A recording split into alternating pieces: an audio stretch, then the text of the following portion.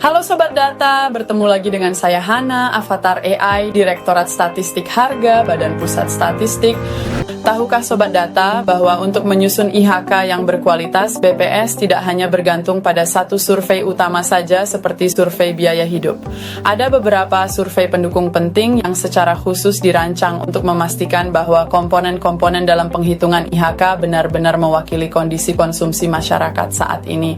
Yang pertama adalah survei ABS, yaitu survei tarif sewa atau kontrak rumah, upah asisten rumah tangga, upah babysitter, dan uang sekolah. ABS memiliki peran penting untuk mendapatkan daftar sampel terbaru dari komoditas-komoditas ini karena semuanya merupakan bagian dari kelompok pengeluaran yang cukup signifikan dalam IHK. Survei ini membantu BPS memperbaiki dan menyempurnakan kerangka sampel agar data yang dihasilkan lebih representatif. Pelaksanaan ABS biasanya dilakukan setelah selesainya survei biaya hidup seiring dengan pembaruan tahun dasar IHK. Cakupan ABS berada di seluruh wilayah kabupaten kota yang menjadi domain SBH, meskipun tidak semua kota memiliki seluruh jenis komoditas. Misalnya, survei upah babysitter hanya dilakukan di kota-kota IHK yang mencantumkan babysitter dalam paket komoditasnya. ABS terbagi dalam beberapa bagian.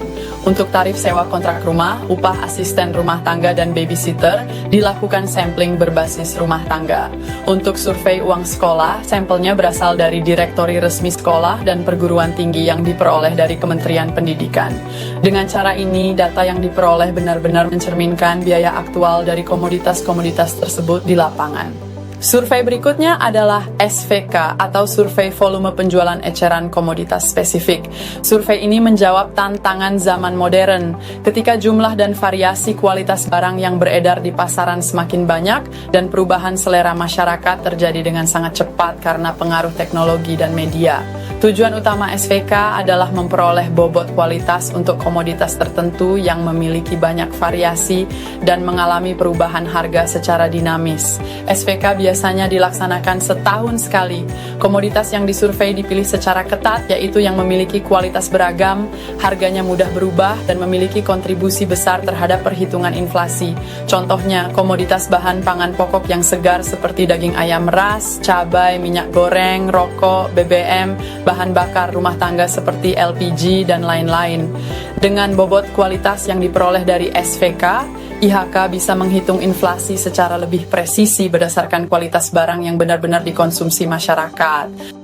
Dan yang ketiga ada SVPEB, yaitu Survei Volume Penjualan Eceran Beras. Mengapa beras menjadi perhatian khusus? Karena beras adalah komoditas utama dalam konsumsi masyarakat Indonesia. Namun jenis dan kualitas beras yang beredar di pasar sangat beragam dan komposisinya bisa berubah tergantung musim panen, ketersediaan stok, hingga selera masyarakat.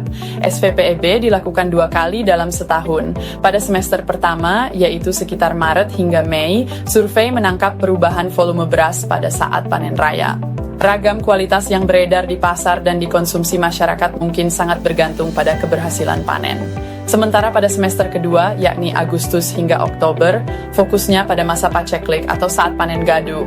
Pada masa paceklik seperti ini, biasanya pemerintah menggelontorkan cadangan beras mereka ke pasar.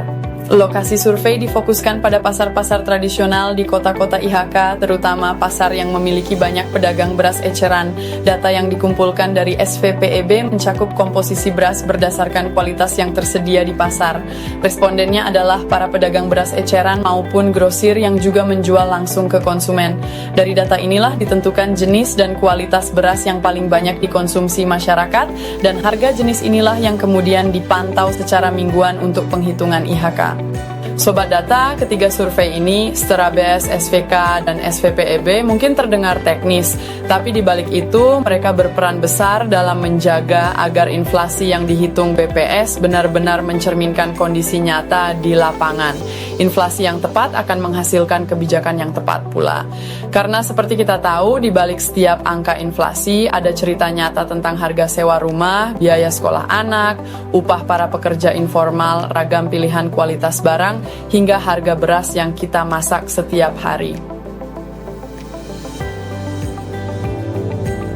Terima kasih Sobat Data, sampai jumpa di video selanjutnya.